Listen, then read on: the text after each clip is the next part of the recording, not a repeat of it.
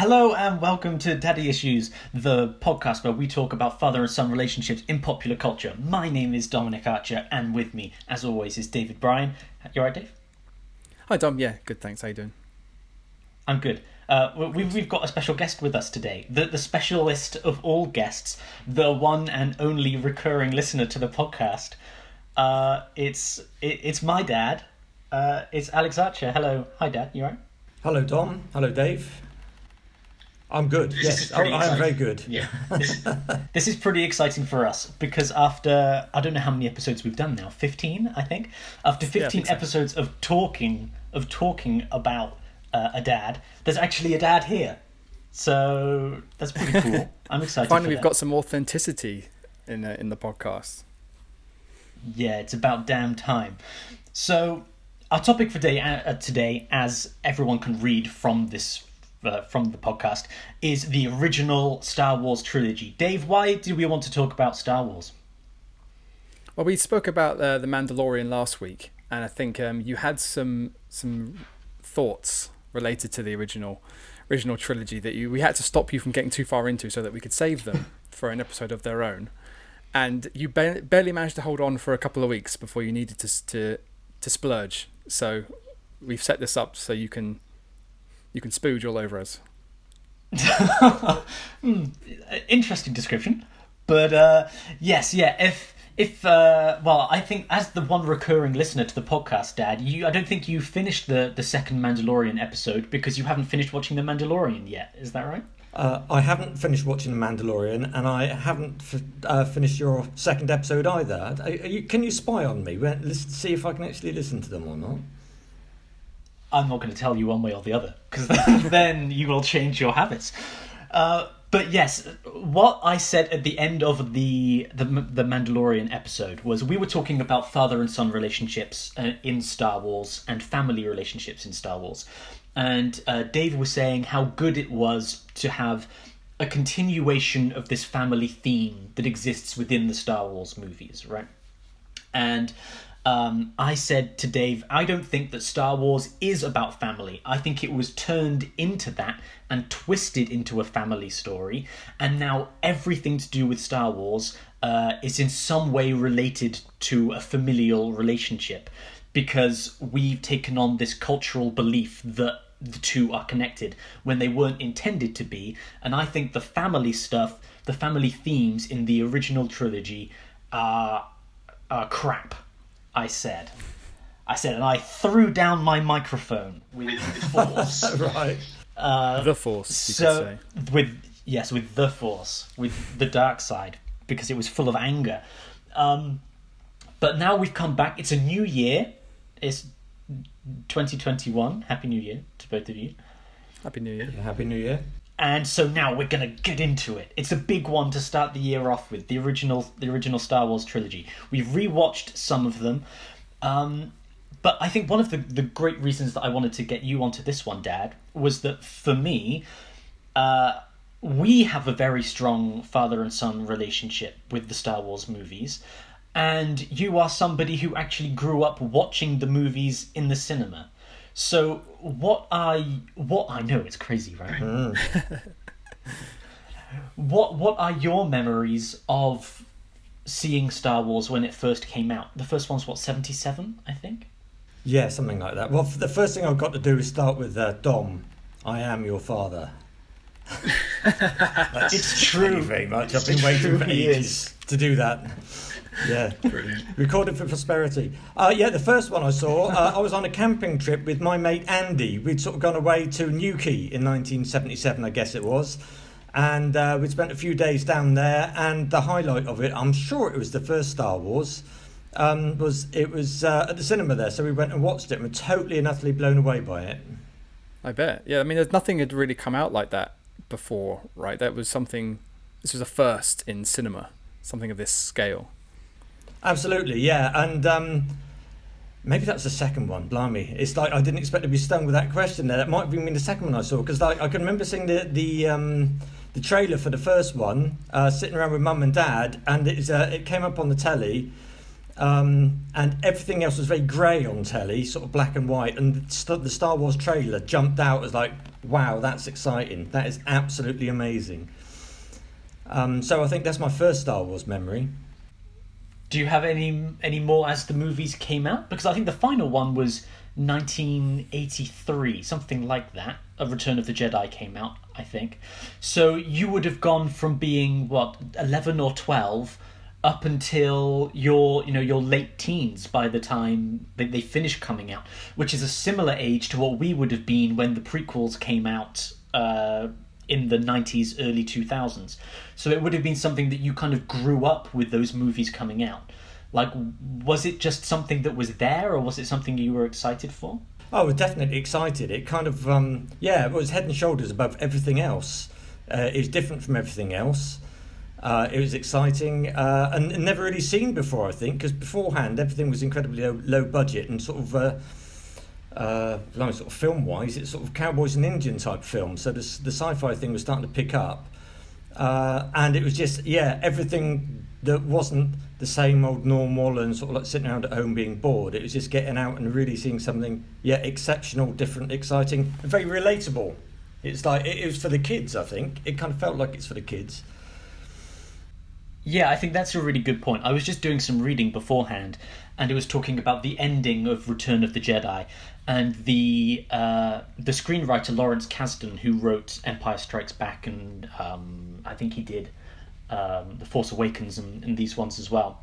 But he also did the Han Solo movie, so let's not go too much into praising him.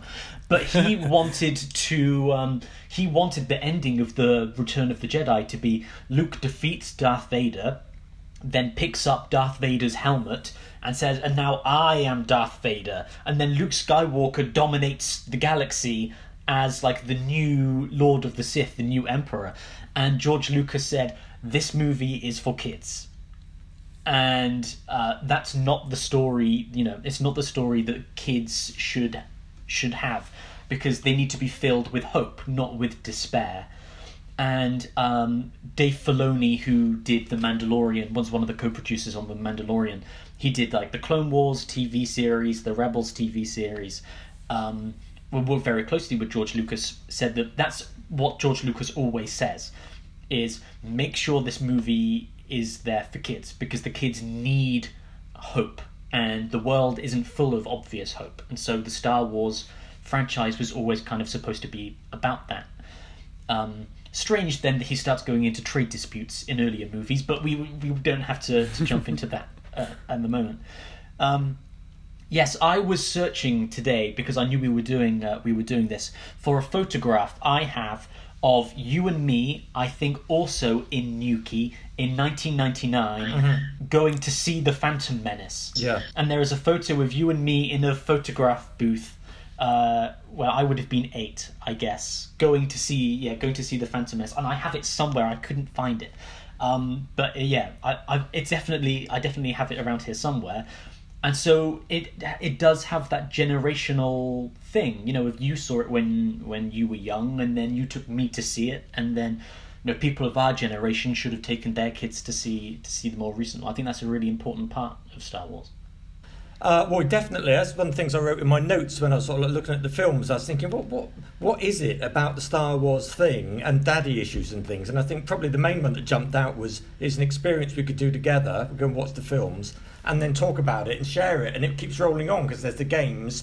As the franchise has expanded, there's all sorts of different ways you can interact as a family, sort of father and son, with Star Wars stuff and have good experiences together. Yeah, I think that's really true. Is there, before we get onto the topic itself, Dave, is there anything you have to add about father and son stuff in Star Wars? Like, was that a part of your experience of it growing up, or was it just separate for you? It was separate from any kind of father-son relationship of my own, because we always went to the cinema as a family. It was kind of a regular outing that we would do, and Phantom Menace was definitely one of them, at least once. But my mum has always been more of a film fan than my dad was. My dad always would like roll his eyes at any like sci-fi or fantasy or action film we wanted to see. He'd end up coming out of it having to admit that he enjoyed it, but I think he always has these like highfalutin ideas that it's all a bit base and simple and whatever. So no, but it made me think of when we spoke about The Mandalorian, how I think it is quite pertinent that there is this big generational gap between the original trilogy in the 70s and 80s, then the prequel trilogy that came out when Dom and I were kids, and now the most recent trilogy. It has allowed for generations to grow up and then take their own children to go see a brand new installment of Star Wars. And a friend of mine who is a huge Star Wars fan, he has a tattoo of C-3PO and R2-D2 on his arm. When we used to work together, and he's since had a child of his own, and when Force Awakens came out, his daughter was of the perfect age to go and see it and experience this brand new thing. And I remember seeing pictures on social media of her dressed as in Rey costumes, and so he was able to take that love and not just. I feel like sometimes if you love something that you loved as a kid and you then try and force it onto your children, you might actually end up repelling them from it, because you're trying too hard.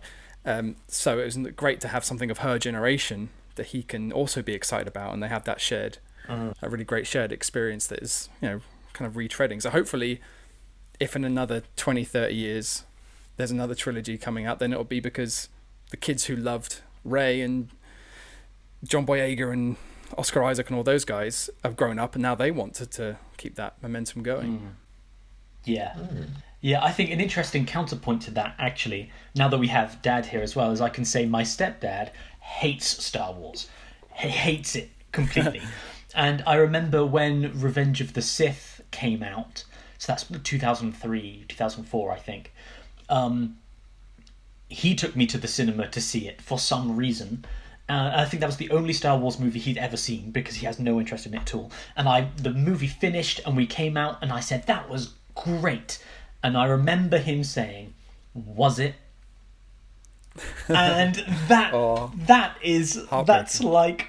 Yeah, that's that same thing though, isn't it? Where you can have all these positive defining memories of seeing these movies, as I have with Dad, and like playing Battlefront games or playing Knights of the Old Republic, and all of these like intense, powerful memories. Or you can have that one moment where it's kind of ruined, and that's one thing I hope with this new trilogy now. Which I'm not, as Dave knows, I've mentioned before, I'm not a particularly big fan of the new movies. But I hope that people of our generation who have said, oh, these movies are shit, or whatever, haven't ruined it for those people, those kids who were growing up and, loved it, and then had it spoiled by, 30-year-old men being upset that there's a girl. So, yeah, it is... Yeah, it is there. It is there for kids. Okay, well, let's get straight into it, because this is really the most iconic father and son in all of popular culture, I think, at this point. Name a more iconic father and son. I think, other than Jesus, it's Jesus and God. It's probably pretty tough. Firstly, I guess, do you believe the father and son relationship between Luke and Darth Vader? And I'll throw this to you first, Dave.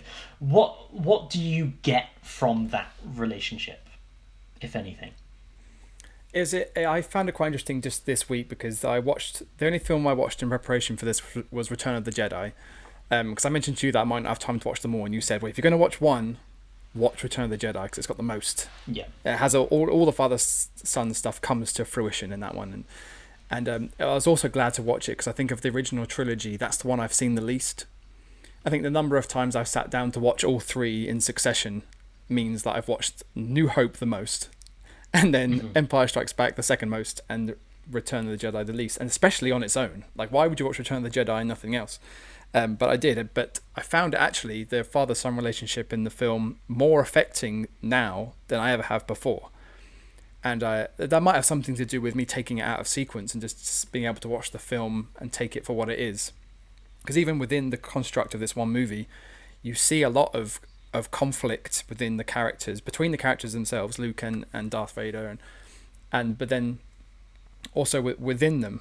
And I think that's the whole obviously premise of this movie is, will Luke give in to the dark side and fall in that way, or will he be strong and thrive and end up saving his father, which Spoilers, he kind of does.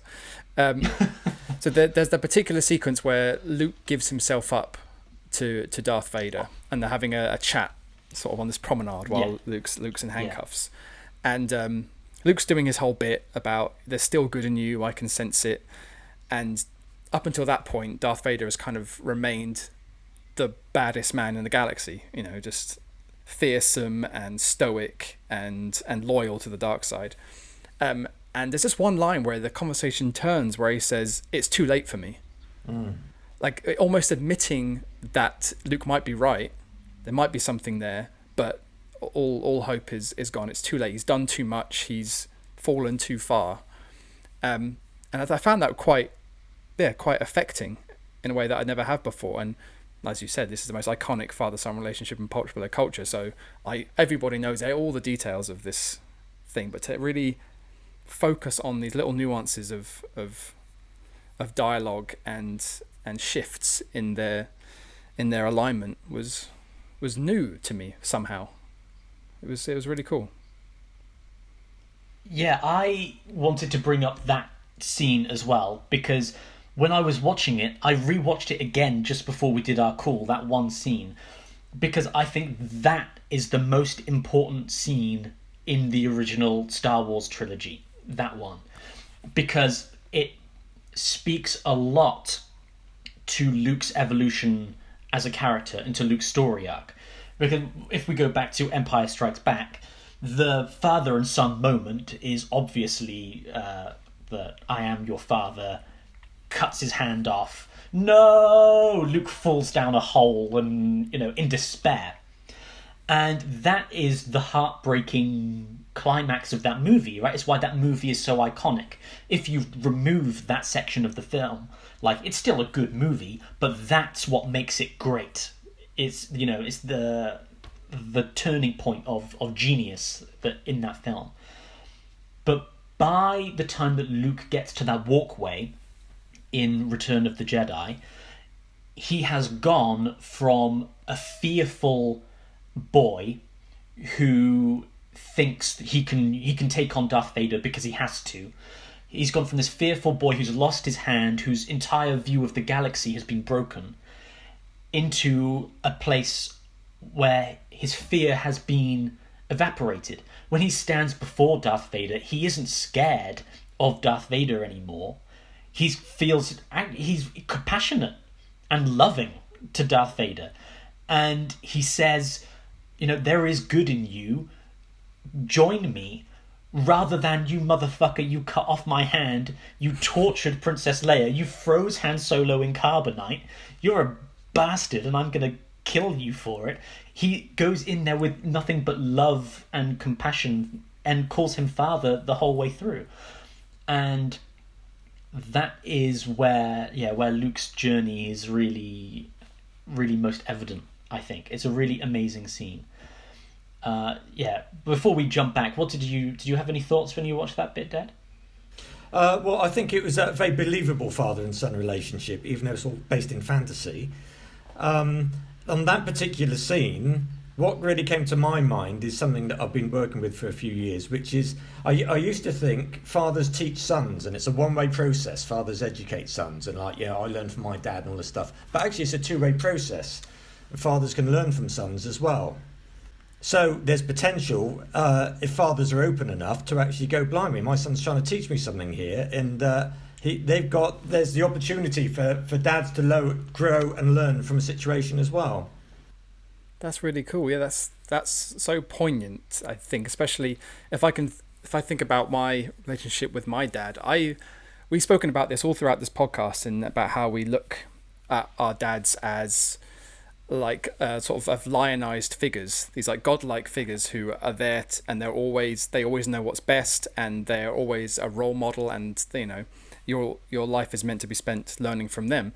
And to be honest, I don't think I've really gotten over that, and the idea that I could really teach my dad anything is still a bit alien to me. I mean, maybe it's a bit of a self-esteem issue. I don't think I've got anything to teach him, but I think that is a poignant moment in a father-son relationship. Have you come to that place with Dom? Is he imparted any wisdom onto you? Well, yeah. Well, it's a dynamic process. I think I'm open enough for it, and especially in the more modern world, it's more complicated in terms of technical stuff. There's stuff that Dom knows I don't. So there are times when Dom's going to lead and I'll follow, and vice versa. But I mean, it's not just technical stuff. Obviously, there's big emotional things and life lessons in there as well. Yeah. Yeah, I think that scene also has a really important perspective shift as well, because it's about in this wider world, like focusing in on your relationship and learning to feel that the grander things in the world that are at play are not always what's most important here, and being open to one another rather than feeling the pressures of the wider world as being too much. I think for me, the in that scene in particular, it's the fact that Luke does go in there with compassion, and that Darth Vader is actually somewhat open to it. Like he does go, no, as you said, Dave, no, it's too late for me, but he's so close. And Luke says to him, I can feel that you are conflicted here, right? Like you've been this one track merchant of death for 30 years or 40 years, but there is conflict that is still in there. And for Luke, on the other side, it's we've come to think of the Jedi as being these like peaceful monks who only use their lightsabers when they have to. But like both Yoda and Obi-Wan Kenobi say to Luke, you have to kill Darth Vader. They say in Return of the Jedi and in Empire Strikes Back, Yoda and Obi-Wan say, you're gonna have to go and kill him, because if you don't kill him, I just noticed that in the one yesterday. You must confront Vader. Yeah, and Luke is like, I'm not going to fight him. Basically, he's my father, I'm not going to fight him. And they say, well, then we're all doomed. Right? It's like the Jedi aren't hoping for some redemption arc. They're hoping that Luke's going to go in there and kick ass.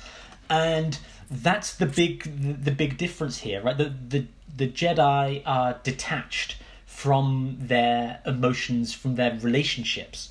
And Darth Vader has become detached from that because he believed he didn't have any, and that all he had was the dark side.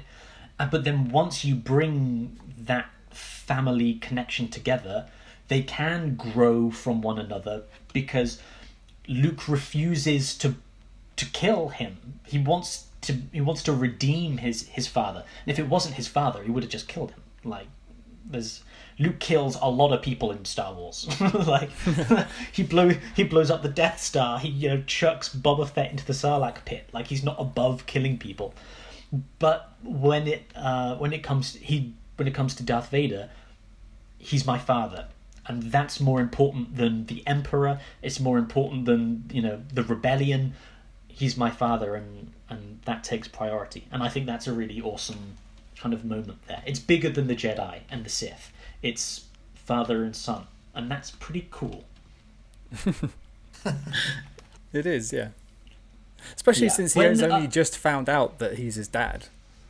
Like, it's been... I was trying to figure out if this is known, and what the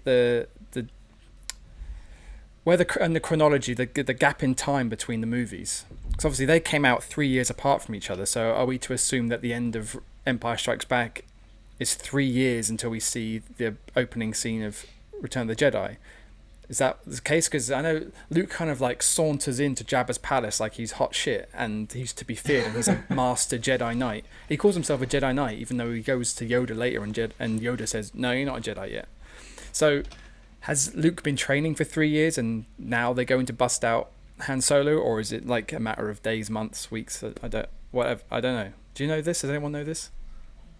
I'm not sure. I have a feeling it's meant to be like 6 months or something. I vaguely remember reading, but that doesn't seem like enough time to me. Like, in my mental chronology, it's been a couple of years of fleeing the Empire, meditating, building himself up, building the new lightsaber. Because you're right, the change in Luke from Empire to now is huge. Like, you think of him back in A New Hope, which we will have to go back to in a minute. But in A New Hope, he's a boy. He's a boy thirsting for adventure. And by Return of the Jedi, he goes into Jabba's palace without his weapon and is like, you should really just give me Han Solo, otherwise I'm going to kill you. And Jabba's like, so you're going to kill me? Yeah. But he's like, he's doing the mind trick thing. He just chokes that pig man. He's confident. And the pig guy tries to... Yes, yeah, he's confident. What do you think it is that... Well, I'll throw this one to you, Dad. What do you think it is that causes that, I guess, metamorphosis within Luke? What do you see within Luke in his journey? Well, I suppose that in the end of the previous film, it's revealed that if I've got this right, that Darth Vader's his dad. So he's got his reality's changed. He's got a new confidence. He's had a spiritual awakening. He's had some training, although it's not complete. And he's more in the driving seat of his own life, I think. I mean, he's decided his friends are more important than completing the training. Yeah, I think, the fact that he hasn't gone back to Yoda as well throughout this time. Like, he could have just got his hand chopped off and then said, fuck this, I'm going back to the swamp. But he doesn't. Yeah, he stays and makes it his mission to find Han and free Han rather than completing his training. But that seems to be how he becomes a Jedi, like a Jedi Master himself. He doesn't go back and meditate and pick up rocks doing a headstand. He just becomes the Master by, as you're saying, I think that spiritual awakening. He reaches some point of balance and zen within himself almost. There's something about knowing himself, and I suppose, like at the beginning of the first film, his family dies, who's, with the farming and all that kind of stuff, and he's completely lost, isn't he? And that's the start of his journey. And at this point where he's at in his journey, there's something that is assured. He knows what he wants, knows what he doesn't want. He's got his priorities sorted out, and I think it's do or die, isn't it? I mean, he knows he seems very confident he's going to win in that situation, which he does. There doesn't seem to be any doubt in his mind. Is there something to think about how after the climax of Empire Strikes Back, the trauma of that event, of facing down this ultimate evil, losing, getting his hand chopped off, and then having this huge revelation about himself and his family, it's like he hits bottom almost, and literally he falls almost infinitely, and then he's dangling from the antenna or whatever. So do you think there's something to say about the human condition of you can find the most strength you've ever felt after you've hit bottom? At that point it hardens you, and you can realign your priorities, and you can figure out how much you can actually take as a person, and then you can kind of rise from that phoenix from the ashes and be stronger, be more confident, and just know, like you said, Alex, know yourself and know what you have to do. Very possibly. He has hit rock bottom, and the only way's up. I did actually think that I did chuckle when I watched the film a couple of days ago, because I think Darth Vader, his dad, basically offers him at that point the choice: we can rule the galaxy as father and son, and Luke rejects it. And I did actually think, oh, bit ungrateful. And just another comedic moment. I did actually think that for some reason, you see, like father and son, John Allen and son plasterers on the side of a transit van. I had this little vision of that kind of thing. Darth Vader and son, purveyors of evil throughout the universe, sort of plastered on the side of the Death Star, and I actually thought that would be quite a nice little comedic sort of side spin-off, That would be great. Yeah. I'm surprised Robot Chicken or Family Guy haven't done something like that already. That's a good line. Yeah, they must have done. I think that I see a lot in what you were talking about there, Dave, about how his trauma has come to shape him. Because his actual formal training between confronting Vader in Empire and then confronting him in Return of the Jedi. Like, he hasn't gone and, been practicing his sword fighting or anything like that because there's no one to practice with. So his growth is not a literal, oh, I'm a better sword fighter now than I was before. It is an internal self-dedication, self-improvement, and it's an inner strength rather than I've improved my combat abilities or something. I think the truth has been revealed. He knows who he really is after meeting his dad and knowing he's a Jedi. He's sort of like the Jedi blood runs in him and all that, and his heritage. It's truly revealed who he actually is. He's a Jedi Knight. Maybe that's where his assuredness comes from when he walks into Jabba's palace. He really knows it now. Yeah. Let's jump back a little bit, because when I said to you, Dad, we're going to do the original Star Wars movies, you went, that's great, because there's Luke Skywalker and there's Darth Vader, but also there's like 3 fathers in the first movie and in A New Hope. So in the first film we have Luke and Uncle Owen. Then we have Luke and Obi-Wan. And I guess we don't see Princess Leia and her father, but they're kind of that connection's kind of there. I'm the only one that rewatched A New Hope, so I've got the freshest memory of Luke and Uncle Owen. But Dave, what do you remember of that relationship from the last time you saw it, of Uncle Owen and Aunt Beru? Well, I suppose I did a little bit of cheating, and I didn't watch the film, but I did some reading, and I did get a refresher on Uncle Owen, and just trying to again piece together this kind of fractured, mysterious family tree.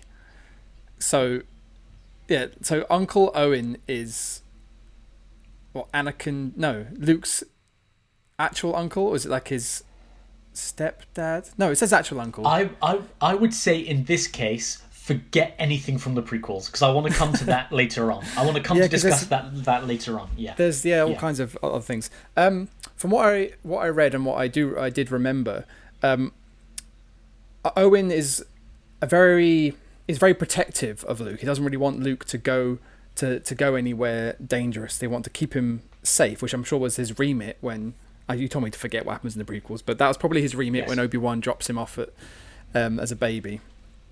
So Luke is keen to go out and explore and maybe further himself, join the academy and whatever. But Owen is very persistent in saying, no, we need you here. Maybe just one more season. And I think, do we assume that Luke is about 18 years old or something in A New Hope? So he's kind of already become a man, and he's had all of the upbringing that he was probably going to get from this moisture farm in the middle of the desert in Tatooine. So it makes sense that he'd want to explore and do something different. But I did get the sense that Owen was, a good father figure. He seems to have raised Luke quite well. And he just seems to want to... He seems a bit stern, but at least he's just looking out for him. Those are my main takeaways from that. Yeah. Dad, any thoughts? He's definitely responsible. He's looking after Luke. It's very controlled. It's very safe. It's very mundane, isn't it? And Luke's got to the point where he wants to break away and actually have some adventure. And it's sort of time for Luke to fly the nest, really, I suppose. Yeah, that was one thing that I kind of picked up while I was watching it the other day, was I think this is the most believable, realistic, the most realistic relationship in Star Wars is Luke and Uncle Owen. But by the time we get to Darth Vader, it's become some spiritual force, mumbo-jumbo, I am your father, you have a twin sister, all of this stuff. But the reason that Luke Skywalker is relatable to us is because we see he lives on a farm with his dad, and his dad says, no, I want you to stay here and help me on the farm, and Luke's like, but I want to go and see the world.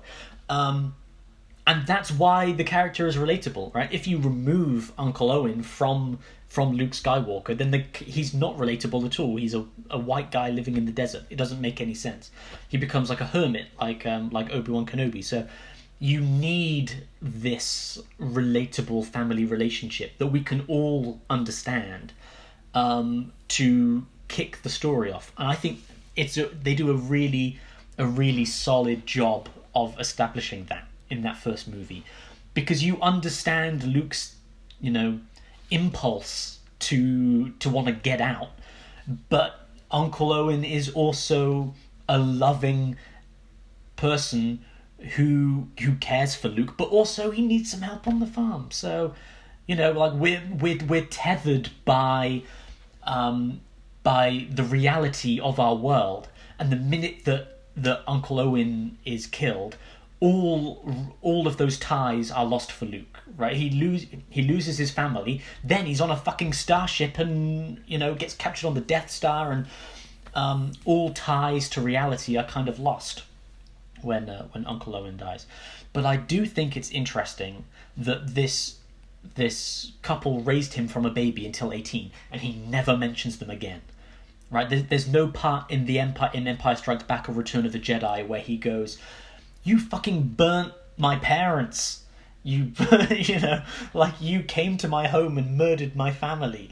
And they're just kind of forgotten once he leaves. That past life is left behind. Yeah, all those interactions he has with stormtroopers after that point. He never once goes, "You killed my family, prepare to die. My name is Inigo Montoya," or whatever. He would think he would have some almost disproportionate rage towards any stormtrooper that he saw, and to have these flashbacks to seeing the burned corpses of his adoptive parents. But no, he doesn't go full Rambo. No, Dad, do you have any thoughts? Any thoughts on that before we move on? I can imagine if it's redone now, the story was told now, it could be a Netflix series, and those are all those things he could really explore and have those conversations. But in action movies that are condensed into an hour and a half, maybe there's just not the space to actually look at that. And I was thinking, as you're talking about his life on the farm with Owen, the stepdad, that if I'm sort of 12 or 13 and going to watch that with my family, that bit of the film is instantly relatable, and it's like, oh god, it's all being told what to do all the time, and it's so restrictive. It's all no, can I want to go on a speeder, no. And it's that whole thing for most kids is very relatable. Well, the parents would just say no again, and then it's quite interesting, isn't it? Because the excitement starts when that family disintegrates and they die. So it's like, oh blimey. Yeah, there's an important lesson for kids there: become an arsonist and get rid of your parents, and life becomes limitless. I think that one reason that Luke is so easily able to move on is that by this point in the movie, he's already encountered his second father figure, who is Obi-Wan Kenobi, this wise old teacher, a crazy man who lives in the hills and then suddenly takes the place. In fact, he mourns the loss of Obi-Wan Kenobi much more than he mourns the loss of Uncle Owen and Aunt Beru when Obi-Wan Kenobi gets it later on. But what do you think of the relationship between Luke and Obi-Wan, Dave? Like, what does that relationship say to you, if anything? When I was thinking about the father and son relationships in Star Wars, I thought it best to discount any master-apprentice relationships, because although they often are an older man and a younger man, and he's teaching him the ways of the world and teaching them how to hone their skills and whatever, their gifts, it doesn't seem, especially, I was going to say, it doesn't seem particularly compassionate, especially in the world of the Jedi, where they're taught to... I've noticed actually in Return of the Jedi, Yoda explicitly says to Luke, repress all your feelings. All these feelings you have, just bury them. Get them deep down there where they're not going to become a problem for you, and you can fulfill the destiny of, and bring balance to the Force and all that stuff. So I don't find that to be particularly familial, the relationship between a master. If you can call Obi-Wan Luke's master for any time, they're not together in the adventure of the story for very long. So it's... And I guess with the age of Obi-Wan, you think maybe there's sort of a grandfatherly, wise, sit on my knee, I'll tell you a story kind of thing. But no, I don't see that as a very father. I don't see Obi-Wan as a surrogate father for Luke. It does feel like he needs to be he needs to be picked up by gentle hands and carried on to the next part of the story, and Obi-Wan is the person who's going to do that. And yeah, he's invested.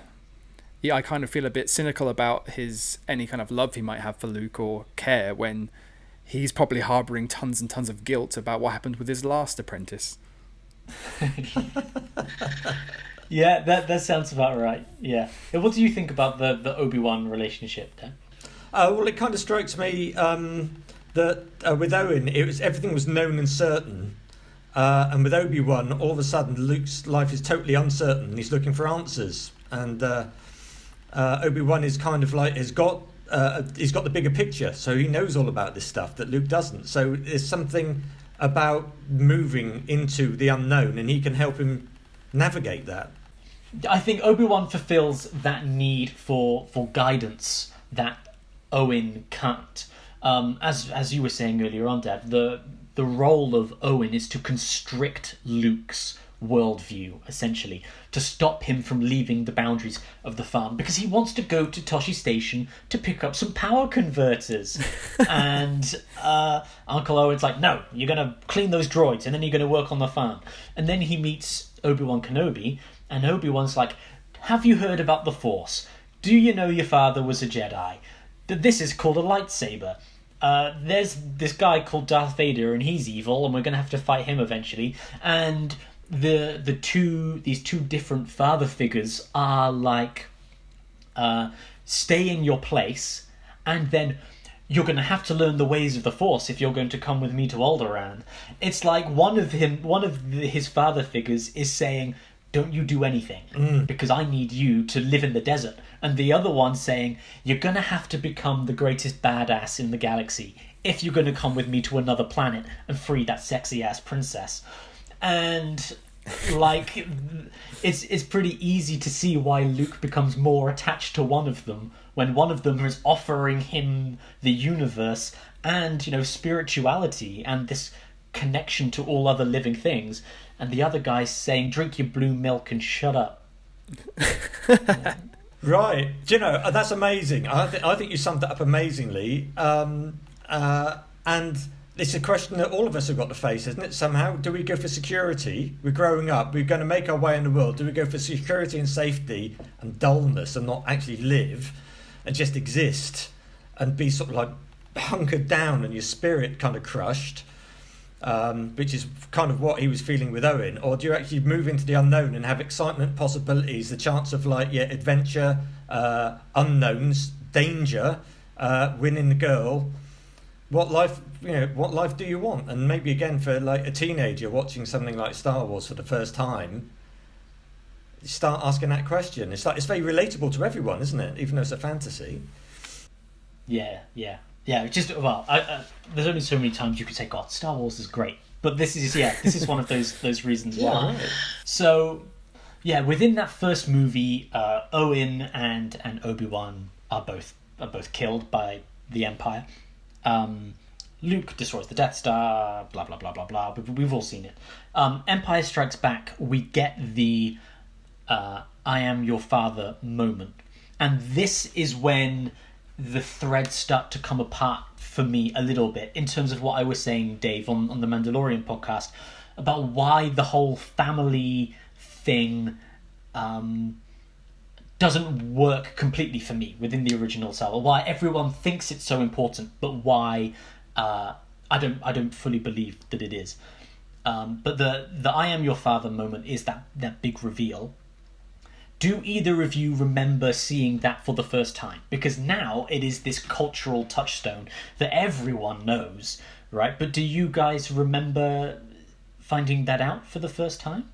I mean, Dad, you would actually have been able to go to the cinema and see it for the first time. I would, and that's when that was the Nuki film. Yeah, I remember that now. I mean, I can remember just being blown away by the whole film. So actually, that one particular moment, it does stand out as like, wow, here we are. But the whole experience, I think, when you see it for the first time, is sort of quite overwhelming. Yeah, I can only really imagine that, to go, especially in the world we live in now, where you can't really have a. Well, I suppose the Mandalorian pulled it off, but there's no popular culture or movies, TV series that are massive in scale. alongside Star Wars, maybe you're thinking of like Game of Thrones on TV or whatever, that a huge twist can happen that no people aren't going to know about before it's even happened.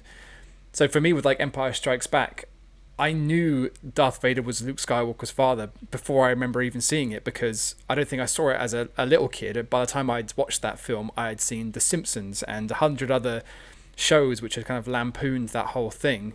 So there was no twist, there was no surprise. It was just seeing it for the first time. And speaking of The Simpsons, I stumbled across that clip of when Homer and Marge go to see Empire Strikes Back, and they walk out of the screening with a huge queue of people outside waiting to see it. And Homer goes, "Oh, I can't believe Darth Vader turned out to be Luke Skywalker's father." And some guy in the crowd goes, "Oh, way to ruin the picture for me." This classic moment. So it was maybe even that very episode which I saw before I ever saw Empire Strikes Back. Yeah, that's one of the downsides of it being this cultural phenomenon, is that you can't avoid that truth. And one of my greatest memories from living abroad, especially living in China, where nobody knows anything about Star Wars at all because it's not part of their cultural framework. In fact, to such an extent that when I saw The Last Jedi in China in the cinema, they came up in Chinese with little explanations for who the characters were. So Princess Leia came up on the screen, and then in Chinese it said, "This is Princess Leia. She's the leader of the rebellion. She's the sister of Luke Skywalker. She's the mother of Kylo Ren, and she was married to Han Solo, who was killed in the last movie." Right? And that happened for all of the characters, because this doesn't exist. So I have been able to show 3 different people Empire Strikes Back for the first time and see their reaction for the "I am your father." And that is one of the experiences that I hold closest to my heart, is being sat there like, oh my god, they're going to say it, and then this person's going to freak out. And then watching the jaw drop and the what reaction when that happens. Because you can't get that in the UK or America or anywhere else, because we all know. Even without seeing it, we all know. So seeing adults react to the "I am your father" and the shock and the no, it is a special thing to see. That's pretty rare, yeah. Yeah, it's like you were saying the other day, Dave. Oh, I won't watch them all because Laura, your girlfriend, wants to watch them at some point. Yeah. Having not ever really seen them, but she knows, right? She knows. Yeah. So exactly. Yeah, it's so kind for the same way, like she knows all of the touchstones, and she's only seen the new trilogy. So when things were kind of being dropped, little Easter eggs or very blatant slap in your face Easter eggs that were happening in those trilogy movies, I had to lean over and be like, "That's because he's that and she's that, and that happened back in that one." So she knows it all. No surprises are coming. But I just quickly before we move on, I read a bit of trivia about that moment in the "I am your father" moment. George Lucas was so keen to keep that a secret, even in the days where spoilers weren't really a thing, that all the cast were given a script that was changed. So what what Mark Hamill is screaming, "No, it's not possible." The line he was fed for that was, "No, Obi-Wan killed your father." And then he didn't. Then none of the cast knew until the film came out. So even then, like he wanted to hold on to that because it was going to be. Maybe he knew it was going to be so iconic and so huge that no one could know, not even people who worked on it. Wow. Yeah, that's a cool moment, and I think now it's just worth taking a moment to honor the recently lost David Prowse, who was a Bristol boy. Much like us, Dan. He's really was one of us, and an absolute legend who never gave up his Bristol accent either. Even when it literally made him a joke, and they brought in James Earl Jones because he sounded like Darth Farmer, as they called him, when they were filming. He always stayed true to being a real Bristolian, and there's a lot of respect. Yeah. It's Yeah, a shame we've lost a few though, haven't we? Like Jeremy Bulloch, didn't he die quite recently? Yeah, Peter Mayhew in the last couple of years. Yeah. It's that generational thing, of that we were saying about earlier on. Yeah, it's difficult as these things get older. And Princess Leia, of course, as well. Carrie Fisher passed away. That upset me so much when Carrie Fisher That died. was that was heartbreaking. But now, while I've got you here on the topic of Princess Leia, this is where it ties in to what I said during the Mandalorian episode, and I want to throw this at you guys and see what you think, because when George Lucas first wrote Star Wars, it was called The Journal of the Whills, his original screenplay. I think during university I actually found The Journal of the Whills, and me and Dave wanted to go and shoot this original script, just like in your Volkswagen and stuff like that, which we didn't have the chance to do. But that initial script was absolutely unreadable. It's awful. And there's lots of discussion around how much credit should George Lucas get for what Star Wars actually is, and how much of it was, the studios coming in and saying, you can't do this, you can't do this, you can't do this. Like Han Solo initially was meant to be a big green alien man, and it's like all of these weird things where George Lucas was just a little bit off his rails. But when he wrote that Journal of the Whills script, initially it was like 290 pages or something, and it was all of the story, right? It was A New Hope, it was Empire Strikes Back, and it was Return of the Jedi.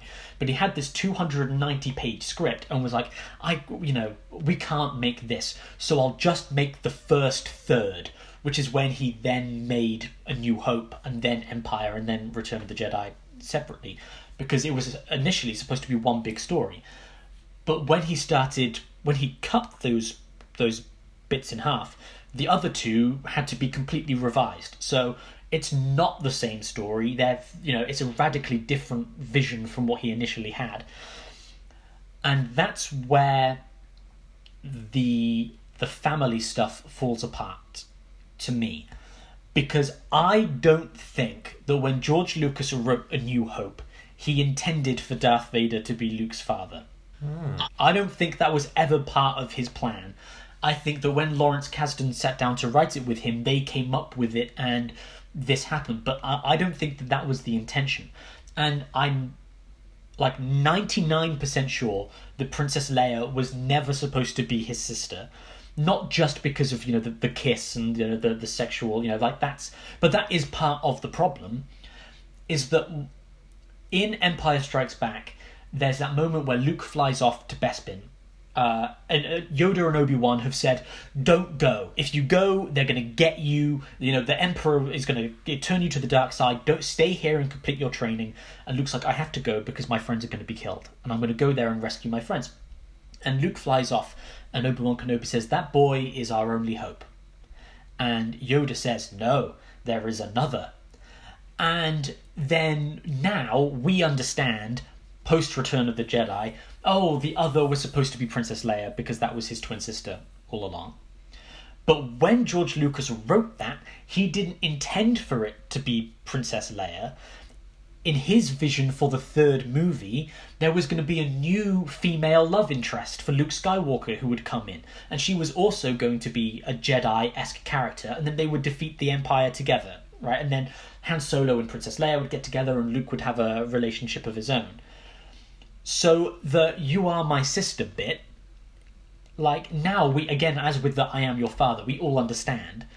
But the fact that Princess Leia and Luke Skywalker are sisters, a brother and sister, sorry, was like, oh shit, I've got to tie up this knot. Right? I've said that there is another one.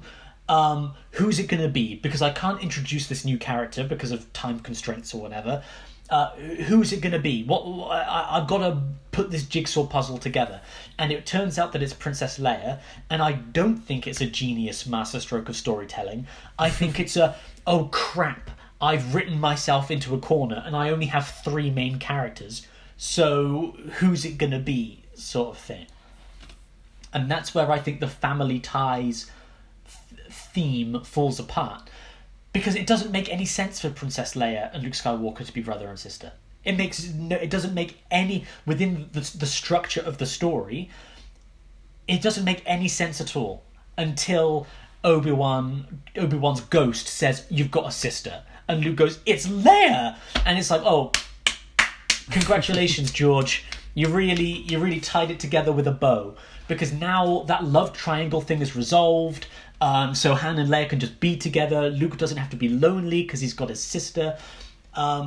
It's all very contrite. And if I was reviewing the film in 1983, I'd be like, what? Yeah, I don't know. That was my thing I had to throw out there. Dave, as someone who grew up already knowing that within the cultural context, what do you think? Am I wrong? I was thinking it's so hard to imagine a reality where all of the things we've learned, all these revelations, all these family ties, never existed, because it's like it's just always been the case. You know, yes, they are brother and sister. They are that's just like it. what are you talking about? They just are. So I'm trying to expand my mind and view it from that way. And I think it just comes down to, I just think I'm a bit more optimistic about it. And however it came about, because they say like constraints can sometimes cause or be a catalyst for greater creativity. And maybe if George Lucas was given free reign to do exactly what he wanted, cough cough, the prequels, cough cough, they wouldn't have been as good. So the fact that perhaps he couldn't do certain things, or he did write himself into a corner, or he ran out of time to explore things, turned out to be a good thing. And whatever came of it, resulted in one of the most iconic film franchises of all time, and a huge cultural touchstone the world over, and a huge part of my life. So I don't really mind. You may well be right, Dom. I don't dispute it as a theory. I just think I'm not too fussed about how it came to be. I'm happy the way it arrived. That is very optimistic of you, and I want to trample on your dreams a little bit. That's fine. I welcome. I think that's part of the arrangement we have as friends. From what we've discovered. Yeah, I think for me, it's thinking about it from a storytelling perspective, and it's why the new trilogy falls apart so much. Is with the new trilogy, they didn't have a clear vision of what was actually going to happen in this stuff. In the same way that like Marvel were like, oh, we've got these blocks and we're going to build up to something. When they made the new trilogy, they didn't have like a treatment where they said Rey is a girl who lives in the desert and her grandfather is the Emperor. Right? And then over the course of 3 movies, they laid that framework and built to it. Instead, they went, oh shit, we've got 1 movie left, and we just kept this mystery of who her family really is, and then, oh shit, quick, play the hand. And they fucked the overall narrative, and then just went, oh, it was this. And I think that is also evident in the original ones. I think the I Am Your Father revelation is much, much stronger than Leia and Luke being brother and sister, because it doesn't mean anything, right? Leia doesn't go with Luke to confront the Emperor. Leia doesn't even have a scene with Darth Vader in that movie. There's no point to it other than, oh yeah, it was her. And quick, she has to have something to do in this movie, so make her look upset, and then her and Han Solo can have like a bit of a tiff. Yeah, I don't know, Dad, what do you think? Oh, blimey, there's a lot in there. I think some of it worked well and some of it didn't, but it's a lot more relatable in the recent movies. Overall, I think Han and Luke have got a lot of tension and rivalry because of the possible love interest for Leia, and that resolves itself quite nicely when Luke finds out obviously it's a brother and sister relationship, so that's okay for Han, and they can all resolve themselves and be a lot more matey at the end of that. So maybe that's part of the whole thing, that they don't have the ongoing sort of love interest tension. Yeah, I think that is part of the problem for me, is the relationship screams resolution in terms of storytelling. It is like, just forget that they made out in the last one. Because if they had decided they were going to be brother and sister, they wouldn't have had these weird sexually charged moments between Luke and Leia. where they're playing this off, because they would have been like, well, it turns out they're brother and sister, so we're not going to set this up that maybe, but during Empire Strikes Back, that is a love movie. Like, Han and Leia making out is on the poster of Empire Strikes Back. So we know they're supposed to be together because throughout the second movie they have been. And yet, just at the beginning of Empire, you have a moment where Leia just gives Luke a big smooch on the bed to make Han jealous. And Luke lies back on the bed like that. Yeah. And he's like, yeah. He's like, I got it. Yeah. But that wouldn't be in there, I think, if they had decided they were going to be brother and sister. I don't know. If I could play devil's advocate just a bit. And I'm not saying this is my theory, but there's something that's to be said about revelations at the end of a story arc, whether it's I'm your father, or it's Luke and Leia are brother and sister, or it's Rey is the granddaughter of the Emperor.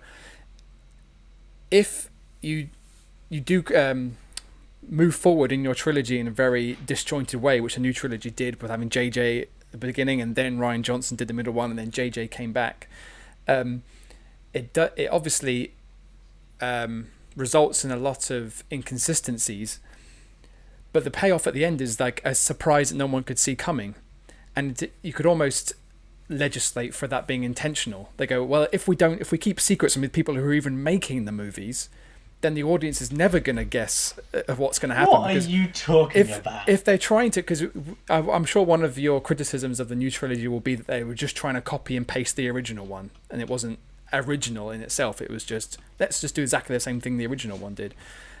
So what the original one is famous for is huge revelations that no audience could see coming. So even though if I was being critical, I would say that's kind of cheap and unfair on an audience not to lay the groundwork for a big revelation. If you're going to have a big revelation and a great twist, the best ones, more often in drama than I suppose in sci-fi, the best ones are the ones where you go, oh shit, yeah, because this, and this, and it all lines up, and you watch the film again from the beginning and you see them all intricately placed, and it's like an evil genius's master plan comes to fruition. Whereas in Star Wars, it's cheaper, but then the shocks are greater. And if you can surrender to the entertainment of it and go, well, I'm here to be entertained, not to critique a piece of writing or the architecture or something, you can kind of go, well, yeah, that's fine, I suppose.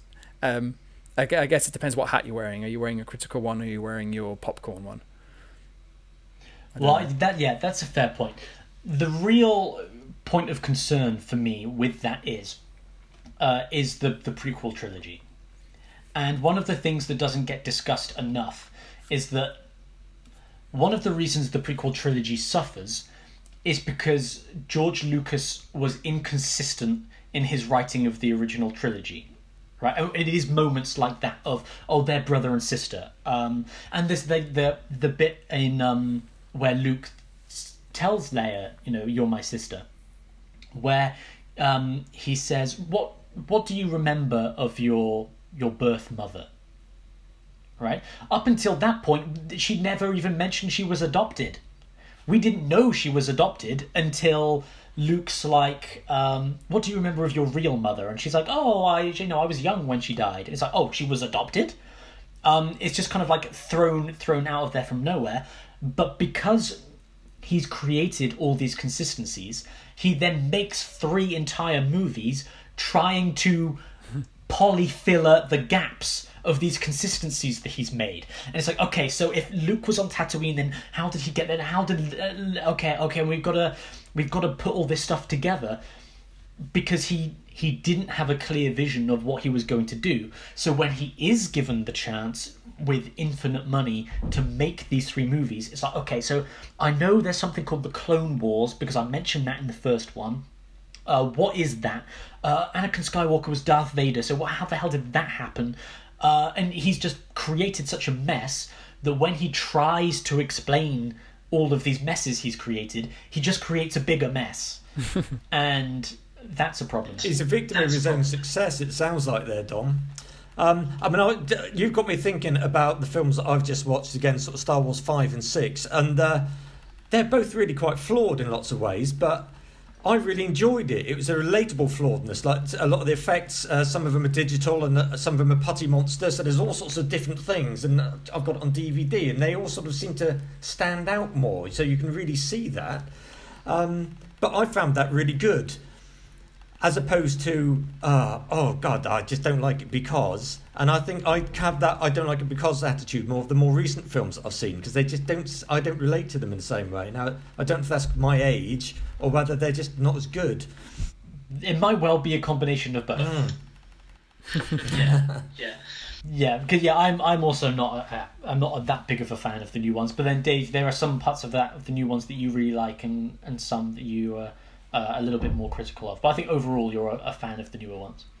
I am, yeah. I like Force Awakens and Rise of Skywalker very much. Last Jedi, I liked the least. There were moments in it that I enjoyed, but it kind of was just symptomatic of taking away a franchise from one director, giving it to another one, and then taking it away from him and giving it back to the original guy again. It just feels a bit out of place. But no, I do enjoy them, and I think they're just great entertainment. And what I mentioned before about them trying to just recreate the magic of the original trilogy by basically copying and pasting and then slapping some some more modern technology and modern, more story archetypes over the top of it. That's a fair observation, but I didn't mind that. When I came out of Force Awakens, or during Force Awakens, I was thinking, this is exactly like Star Wars, and I loved that about it. And then Last Jedi went on a bit of a left-hand turn and tried to do some weird stuff. But then JJ came back and I was like, this is just like Star Wars. And I loved it. Yeah, I think one of the things I noticed this time... Well, we're going to get back to the daddy issue stuff in a minute, I promise. But that's why we're here. Sorry. Yeah, one of the things I noticed watching Return of the Jedi this time was what you were saying, Dave, which is why would anyone just watch Return of the Jedi on its own? But when we think about what Star Wars is, everyone says, oh, Star Wars is The Empire Strikes Back, but it's not. All Star Wars now is Return of the Jedi, in terms of its story construction, in terms of like the cute interactions with like, oh, and this is for kids, and then in terms of how the climax of the movies play out. In almost every Star Wars movie now, the climax of your movie involves one fight with lightsabers, one fight with a space battle, and one fight with people with guns running around and shooting. And that is only because of Return of the Jedi. In A New Hope, it's Luke and he's going down he's on the trench run to blow up the Death Star. That's the end of the movie, and all of the tension is there with Luke Skywalker, right? Will he succeed? In the second movie, the climax is Leia escaping, and once they escape, the focus is on Luke versus Darth Vader, right? Then in Return of the Jedi, it's Luke is fighting Palpatine, Han and Leia are trying to disable the shield generator, and Lando Calrissian is trying to blow up the Death Star. So we have three different exciting things happening, rather than just zooming in on one of them. Then in the prequels, in Phantom Menace, you have Obi-Wan and Qui-Gon are fighting Darth Maul, Padme is trying to retake the city, Anakin Skywalker is fighting in space, and Jar Jar Binks is fighting a battle, right? And then you've got it's a fucking mess, and all of them are like this, really, except for maybe I was going to say except for Revenge of the Sith, but there you have Obi-Wan and Anakin are fighting, and Yoda and Palpatine are fighting, and Star Wars has become so busy in its climaxes that it doesn't take the time to just breathe. Right, and I think that the sequel trilogy is pretty guilty of this as well. It's like in Force Awakens, it's Poe Dameron is trying to blow up the thing. Kylo Ren's fighting Rey. They're running around in throwing Phasma into the toilet or whatever, the trash compactor, and it's all so busy. You lose some of that focus that connects you to the characters, and that's a fault of Return of the Jedi that I think is carried over into the rest of Star Wars. Is there has to be a lot going on, and there doesn't. Like, the best bits of Star Wars is when Luke stands on a gangway with Darth Vader talking about, come back. That's the powerful moment of Star Wars. It's not the, it's not the 10 things happening at once. It's what those characters mean, and I think that can get lost. It's one of the reasons why The Mandalorian is so good, because it's about the Mandalorian and Baby Yoda. It's not trying to do 10 things at the same time. So these are our characters, and that's kind of when it's at its strongest, I think. I actually completely agree with you there. Yeah. Well, let's zoom in now to our final topic, which is going to be Luke and Darth Vader versus the Emperor at the end of Return of the Jedi. So we've had our amazing talk where Luke said, come back and join me, and Darth Vader said, it's too late for me now. So they go up to confront the Emperor, and there's a back and forth where the Emperor is a real evil jerk. That's, he's the Emperor, so he should be.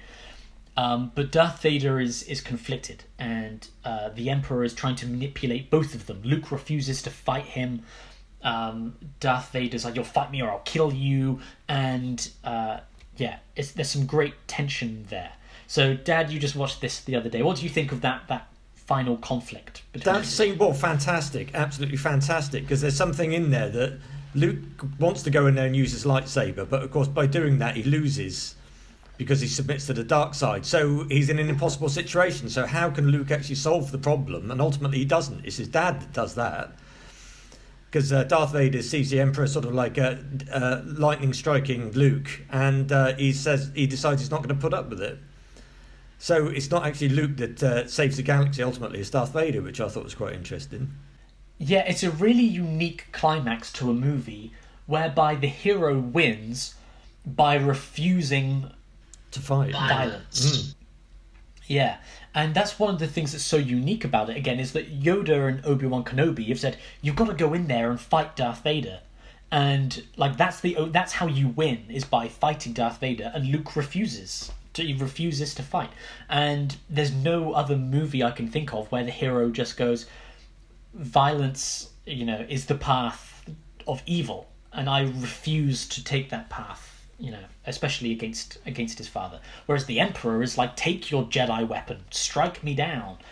Like violence would be a loss rather than It's the only place that I can see where the Emperor's scheme really turns around and backfires on him, because he wants it to run a certain way, and this Darth Vader sort of like turns it around and does it the exact opposite way. Yeah, Dave, what do you think? Well, I don't know. Luke is not. I think ultimately, the day is saved because he doesn't go to the dark side and he doesn't fully relent, but he lets the dark side out. Like initially, when like he grabs his lightsaber from the Emperor and goes to strike him, but Darth Vader blocks him. Like, if Darth Vader hadn't have been there, I guess the Emperor probably would have zapped him away or whatever. He's not that easy to get one up on. But then when Luke's doing his whole "I'm not going to fight you, father" thing, and Darth Vader just keeps coming at him, Luke is defending himself. But then he goes full Wolverine and just starts just slashing and just pounding on Darth Vader. Darth Vader goes down, he's holding onto the railing, and he's just smacking him. There's no finesse in it whatsoever. He's just letting out the rage and cuts off his arm. And then it's only then when the Emperor's like, yes, and he wants him to finish him off, that Luke goes, no, actually, I'm not going to. Just because you told me to, I'm not going to do it. So Luke had to let the dark side out in order to get to win. I think if you can imagine some finale where he puts down his lightsaber completely, he's just going to get killed. That's the end of it. He has to sort of straddle that line, and that's the interesting thing about the whole Jedi Sith split, this good bad karma system thing that you see in video games, is you can't be completely good, really. Always. You can't be full Captain America and only ever do the right thing. There's a grey area that has to be explored when fighting evil space wizards and who can shoot lightning out of their fingers, and that's the only way he can get one up. And maybe Darth Vader wouldn't have turned on the Emperor if he hadn't just had the shit kicked out of him.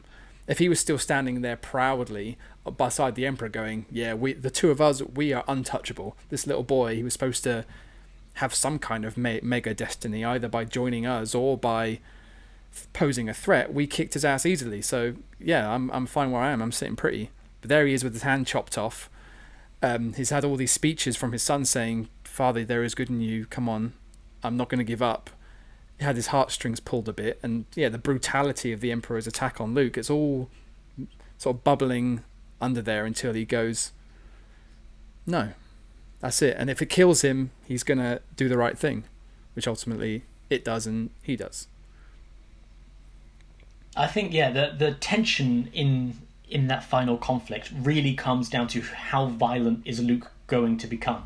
And if he goes all the way, then he loses himself. And it's really telling that when Luke does strike out, both times, where he goes to strike the Emperor, it's because the Emperor says, I'm going to kill your family and friends. And Luke turns around to try and hit him. And then again, Luke hides from Darth Vader and says, I'm not going to fight you, until Darth Vader goes, you have a sister. And if you're not going to join me, maybe she will. And then Luke busts out. And that's the good bit of that brother-sister relationship. For hands on the table, that's the most important moment of that reveal. Is that is what gives Luke that temptation to give in to his anger, to give in to his hate. It's not, I'm going to kill you. It's, I'm going to kill the people that you love. And that's what catapults Luke forward into, giving into his violent urges. And it's only when he sees his father, when he cuts off Darth Vader's hand, and he sees that he has a robot hand, and then Luke looks at his own glove, and he sees that he is becoming the vision of himself in the cave that he had in the Empire Strikes Back, where Darth Vader's face, the helmet has Luke's face. He sees the Vader's robot hand and sees, I am becoming, the monster that my father became. That he turns the lightsaber off. I will not kill my father. Violence is the path to the dark side. And yeah, I think that's a really important moment for Vader as well, because it links back to that it's too late for me moment. Right, where he says, I've already given in to the Emperor. But then he sees that his son hasn't. And I think it's what you were saying earlier, Dad, actually, that Vader has learned from his son. It's not too late. There is self-sacrifice can still be a path for good. And yeah, it's just what an amazing ending, really. Yeah, it's highlighting a choice, isn't it, between do I sort of go down the same road my dad did, or have I got some free will and destiny? And Darth Vader's done the same thing, hasn't he? He's actually found his a road to redemption when he thought he was stuck before. Yeah, brilliant. And then, of course, we get the horrible moment where Darth Vader dies. He takes the helmet off. You have I want to look upon you with my own eyes. I think Darth Vader's final words are, tell your sister that you were right about me. Which means there was still some light left inside him. Dave, what do you make of that final, the death scene for Darth Vader with Luke? Similarly to what I was talking earlier about that walkway scene, I found it quite emotional. Like it really tugged on my heartstrings this time. And just, I think there's something to be said about the visage of Darth Vader and what versus who he truly is underneath. It's a real, like, powerful sort of juxtaposition of like this ultimate space warrior, murderer kind of guy, very fearsome, but underneath he's just a tired old man who's just had enough, really.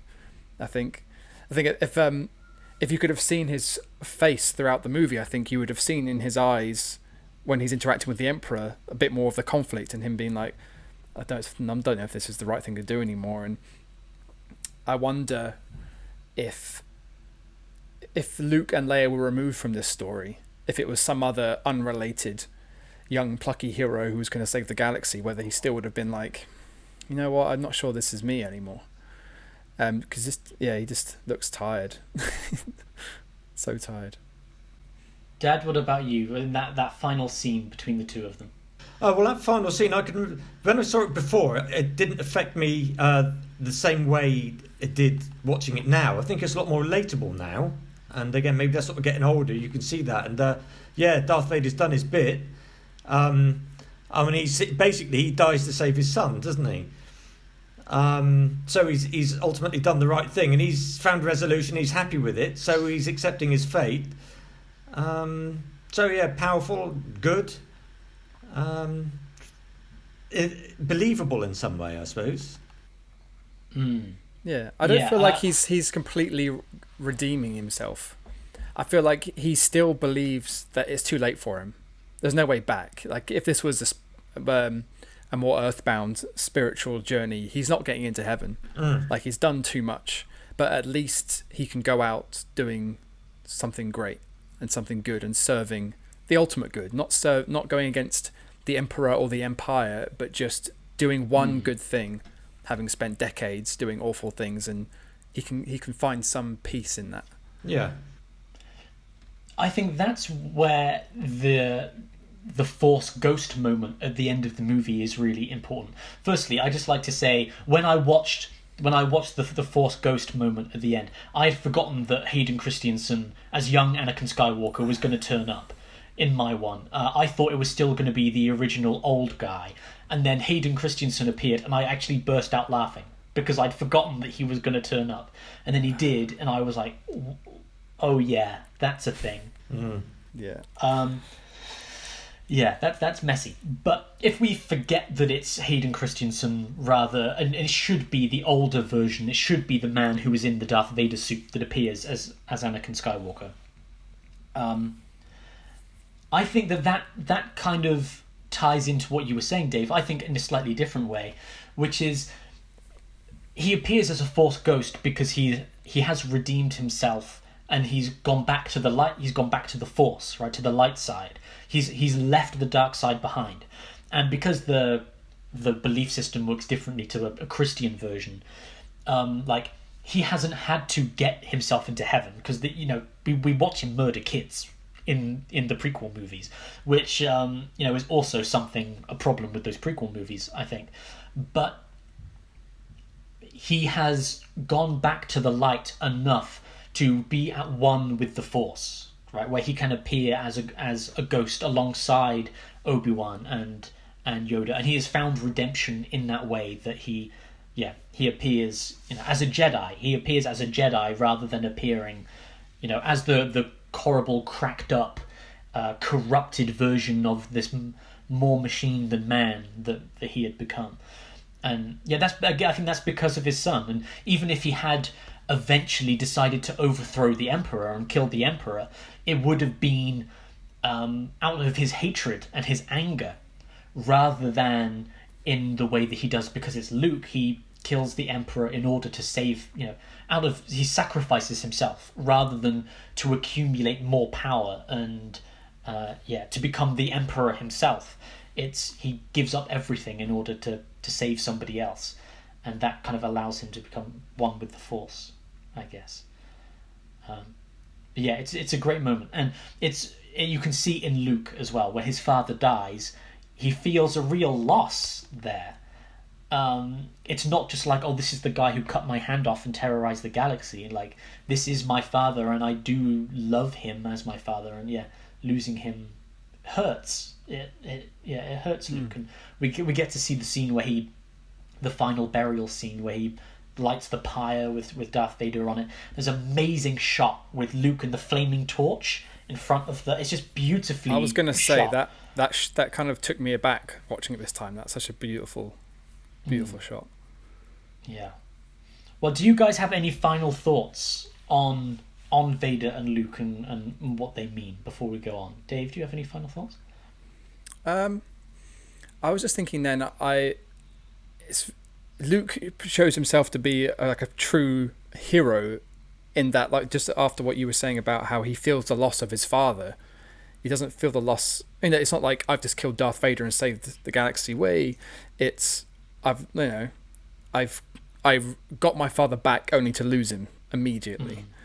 So I think that is really affecting, and that is good storytelling, and it's tragic. It's sad. It's not I got my father back from the dark side and now we're going to go skipping down the Yellow Brick Road and have picnics together and shit. It's just that was it. Like, go on a road trip. Yeah, he probably knew that he was never going to get a life with his father after this was over. The only way he could be redeemed is to be, like Alex said, is to sacrifice himself and to redeem himself that way. And I suppose it makes sense that he appears as a Force ghost, and it makes sense that he would appear as the last point where he was still any good. It wouldn't make sense for the old man Darth Vader to appear as a Force ghost, because at that point he's been evil for decades. So why would he appear in nice light blue shimmer looking like a murderer? So I guess it makes sense. I just hate the fact that George Lucas did that. And I was annoyed. Every time there was a CGI insert in this, I was like, oh, fuck you, George. Just why? Why? And I wish Disney Plus gave you the option to watch the original theatrical cut without all the additional bits. But that's by the by. That's just a gripe. But the one final thing I have to say about Darth Vader is it's more of a larger annoying thing I have with redemption stories, when it's about a character who's done awful things, who will, at the end of the story, show that they are not completely evil and there is good in them and they redeem themselves. A bit like when we talked about Road to Perdition, in that kind of way. I feel like a real redemption story about someone like that, I don't like the fact that he gets complete forgiveness almost. The Force forgives him for everything that he's done and lets him live on as a Force ghost, and he can witness Luke's life now and they can interact. We've seen Luke interact with Force ghost Yoda and Obi-Wan, so presumably they can still have chats and he can give advice and stuff. And I don't like that. I don't think that's fair. I don't think that what Darth Vader did at the end to the Emperor erases all the stuff that he's done to make him who he is. I think he should be gone. I think it should be a Terminator 2 ending, and he goes to give a thumbs up, but he can't because his hand's chopped off, But no, I think redemption is too easily doled out in cinema, and I would like to see it be a little bit harsher. But then, as you said earlier, this is a kids' film, and you have to convince children that no matter how many bad things they do, if they do something good, there's always a way back to being loved, which is bullshit. Well, life isn't like that. Yeah, do a good thing and you can get onto Santa's nice list rather than the naughty exactly. list. You never stay on the naughty list forever. Yeah, just slightly in talking about that, I think the appearance of the ghost, of Anakin's ghost at the end, is more of a tribute to Luke's actions than it is to Anakin's redemption as Darth Vader. Because, again, Obi-Wan and Yoda wanted him dead and said the only way to save the galaxy is to kill him. But because Luke doesn't embrace violence, his father is able to find a place amongst the Force and to abandon the dark side, which he couldn't have done if he had done what the Jedi told him to do, which was to just go and assassinate him, basically. And so I think it's Luke's victory that his father gets to live on, rather than Darth Vader's victory, because Luke saved his father. Like, Darth Vader literally saved his life by chucking the Emperor down that hole, but it was Luke's victory that his father gets to, finds that redemption. But I think that gets missed a lot of the time, because people will be like, he killed the Emperor, but we did also see him butcher those children. And there is a part of that, that's definitely true. Dad, do you have any final thoughts? Well, following on from what Dave was saying there, I think it's because it is a children's film.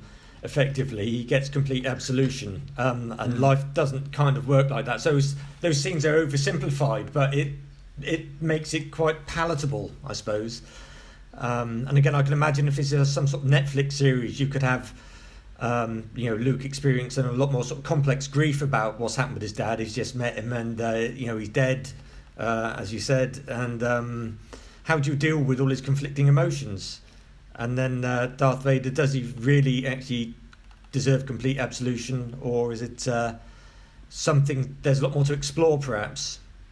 Yeah, I think that's one thing that gets touched on slightly in the sequel trilogy, is really they just say, oh, Kylo Ren went evil because he found out his granddad was Darth Vader.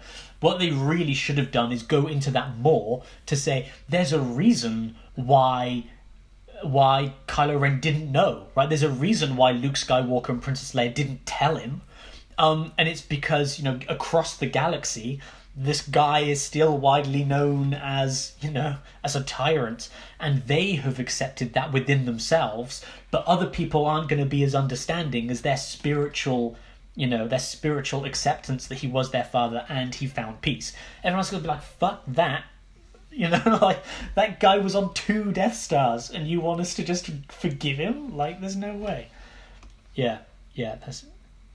Okay, final thing we do at the end of each episode. Dave, how much of yourself, your relationship with your father, do you see in the Star Wars original trilogy? Not Obviously, we know that your deal. father is evil, an evil robot man.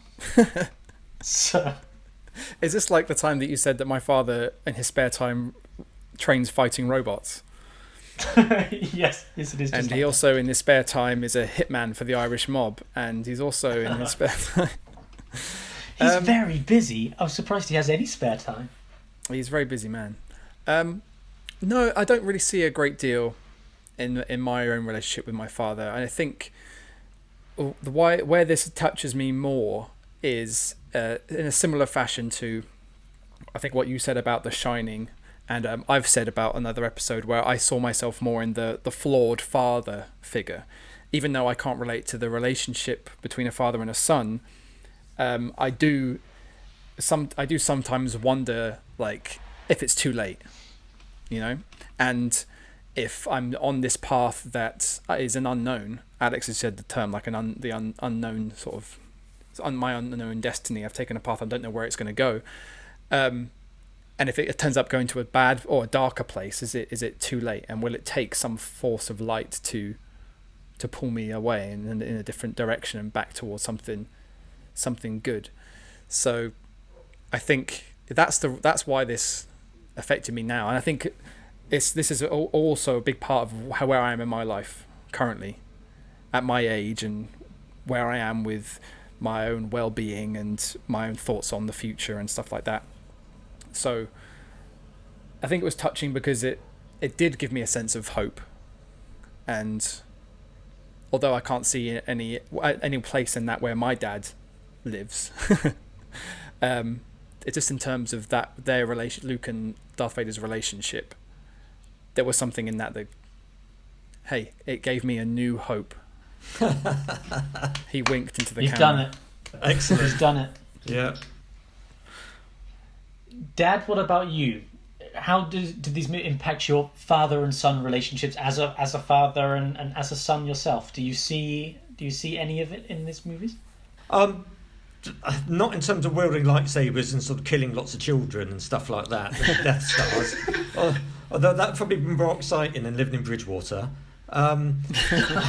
What really comes across in that stuff, I can relate to me, I can relate to you, and I can relate to my dad, is that we're all imperfect, and all of us are making mistakes, but ultimately, Luke and Darth Vader did the best they could and came up with sort of like a positive result. And I think that's probably what we're doing in our family here. I think everyone's trying their hardest to do the best they can and not always getting it right. And I can see that in myself, definitely. I can see that in my dad. He doesn't always get the right result, but he certainly always tries to. His intentions are good, and I can see your intentions are good too. So that's probably the biggest truth of it that comes across. Yeah, I think one of the big things I really noticed this time, and I keep coming back to this, but it's Luke rejecting what the Jedi tell him to do, is Yoda and Obi-Wan tell him there is this one course of action. that will save everyone. And if you deviate from this course of action, then you're dooming the galaxy. And then Darth Vader says, the Emperor has created this, your future, right? He's being given two destinies, one by his actual father and one by these father-teacher-esque figures. And they're both saying you can go one of two ways. And what Luke says is, actually, I'm not going to go either of those two ways. I'm going to go my way, taking what I have learned from you, from both of you, to try and achieve, to do what is right to me. Not necessarily what is, what the Jedi say is good, or what Darth Vader or the Emperor say is right, but what he knows in his own heart. And I think that there's something about being a son in that dynamic, which is eventually you reach a point where you can take advice from your parents, but you have to make a choice of your own at some point. And there's something about actually becoming a man in a man, not a boy, is when you can say, I hear what you're saying, I value what you're saying, but I have to make a choice of my own in here. It's just in Luke's story, he's deciding the fate of the galaxy rather than should I buy this house or not.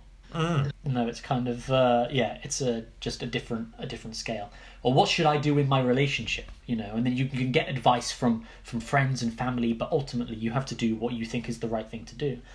And Luke does that, and I think that's a really cool moment. And again, what makes the character so relatable is making that decision for himself, not just what everyone else has told him to do. Yeah, it's really cool. Nice. Cool. All right, well, I think we're done there. That's a perfect way to round this episode up. So thank you everyone for joining us to talk about the original Star Wars trilogy. We'll give Star Wars a bit of a rest for now, I think, Dave. What do you reckon? We've done a lot of Star Wars. Yeah, maybe it's best we leave it to linger for a bit, leave them wanting more. Yeah, all 13 of you. Although, actually, our main audience is also on the podcast with us today. That's true. So, yeah, thank you for joining us as well, Dad. I really appreciate you coming on and spending the time. Oh, well, you're welcome. I've really enjoyed it as well. Yeah, it's been good fun. Yeah, it's been great to finally talk to you, Alex. Oh, and you, Dave. Yeah, definitely, yeah. And I'm glad it wasn't something super serious. We haven't gone like, all right, let's do Road to Perdition or something. I don't know, when Alex was saying about how the last thing you said about how this relates to your relationship, I was waiting to get choked up. I was on the edge. But we'll find a real dark one to get into. Yeah, that'll be good. That'll be good when we bring you back for another episode. Well, thank you everyone for listening to this episode of Daddy Issues. No idea what we're doing next week. I guess there's only one way to find out, and that's to tune in. Yes. So thank you. We'll see you then. Bye. Bye. Bye. Drink your blue milk and shut up.